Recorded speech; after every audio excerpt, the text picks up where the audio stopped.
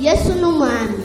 Igice cya 59 mugira mwumvirize ubutumwa bwiza mushikizwa na Pastor Jackson Nkeshimana. WhatsApp yiwe ni 76 96 96 96. Kaze muri uyu mwanya w'ikiganiro Yesu n'umwami, twateze ko muri benshi cyane muri ko muradukurikirana yaba hirya canke hino mu bihugu bitandukanye. Ubu tugeze rero ku kigira kane, turamaze kwiga igice ca mbere, igice ca kabiri, igice ca gatatu, no kuvuga imitego itatu yose tumaze kwiga. Muri ca cigwa c'imitego 15 Satani ategesha abana b'Imana biciye ku rurimi. Imitego 15 Satani ategesha abana b'Imana biciye ku rurimi. Reka dusome muri Yakobo igice ca 4 ku murongo wa 15. Yakobo igice ca 4 ku murongo wa 15 havuga ati, ariko mwari mukwiye kuvuga muti umwami wacu niyabikunda tuzoramba kandi tuzokora dutya canke dutya. Kuri 16 yamara none mwirata ukwihayagiza kwanyu, ukwirata kose bene uko ni kubi. Imana ihabwe icubahiro. Uno musi rero tuza kwiga umutego witwa ukwirata. Satani araguteza ukwirata, ukumva ko ugiye gushobora ibintu, ugiye kubikora neza, ugiye kubiroranya neza, canke wabikoze neza canke urabikora neza. Uzuraba umuntu bamuvuze neza arumva aryohewe, arumva umenga ibiro birongerekanye, ariko bamuvuze nabi biramubabaza cyane, mbere agashobora no gukora ikintu kibi atokoze. Kubera iki abantu benshi barakunda kwirata, bamurase hoho biramuryohera, mugabo batevye kumuvuga neza wewe aca yirata, acavuga ati je buriya nije ndi mwiza muri abakobwa bose muri aka gace tubamwo, nijewe nzi kwiga, nije nzi igifaransa cyane, nijewe nzi nije mberwa kurusha abandi, nije mfise inzu nziza kurushiza abandi, nije mfise imodoka nziza kurushiza abandi. Ari n'umuntu rero umwirasi uranamubona ari no mu modoka arafise ukuntu ashira ukuboko hirya kerekana nyine ko aragahambaye cyangwa akomeye, cyangwa nubwo yo bari kwasohoka mu modoka n'ibindi ugasanga afise kwirata, akirarira bikomeye cyane, akirata birenze uko umuntu yovyiyumvira. Ariko turumva aya majambo y'Imana ko tubwira ko tudakwiye kwirata, ahubwo tuvuge duti umwami wacu niyabikunda. Hari igihe abantu rero bapanga programme bagategura ingendo cyangwa bagategura imigambi runaka, akiyemera ko abishoboye kandi ko bizogenda neza, ko azobiroranya neza, ko azobishaka ku rutonde rwiza.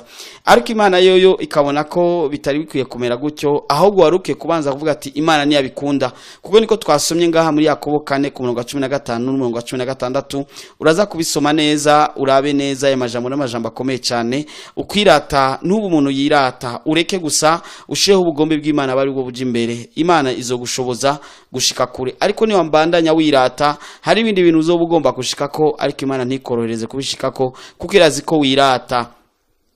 Umuntu rero gasanga ari irata, ariyemera, arishira hejuru mu majambo, mu mvugo ziwe.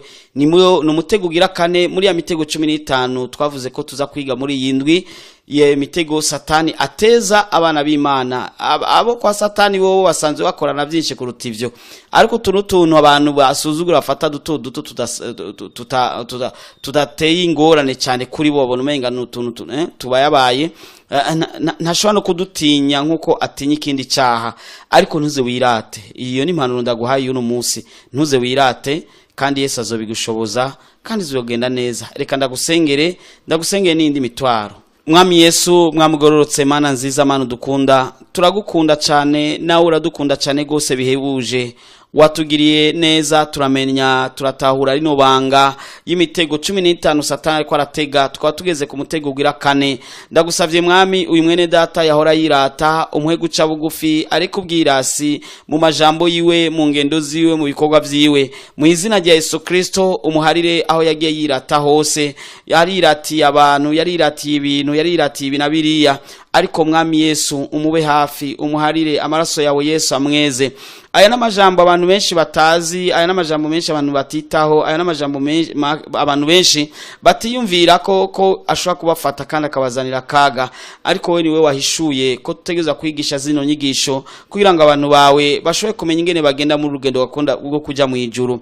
Mwami Yesu ndabasabiye imbabazi, amaraso yawe babonekeko. Ndamusabiye Mana no kwishurwa ku mitwaro afise, imitwaro imuremereye, imitwaro imugejeje kure, imitwaro imuteye ikibazo gikomeye cyane, byatumye afata ingingo atofashe, byatumye avuga ibyo atovuze, byatumye agenda uko atawukwiye kugenda bivanye n'ikibazo yagiye aracamo. Mwami ndagusavye ko umugirira neza, mubere inyishu muri uyo mutwaro. Ndize ko vyumvise Mwami kandi kubikoze ni mu izina ryawe gera Yesu, amen. Muhejeje kumviriza ubutumwa bwiza mushikirizwa na Pastor Jackson Nkeshimana. WhatsApp yiwe ni 76 96 96.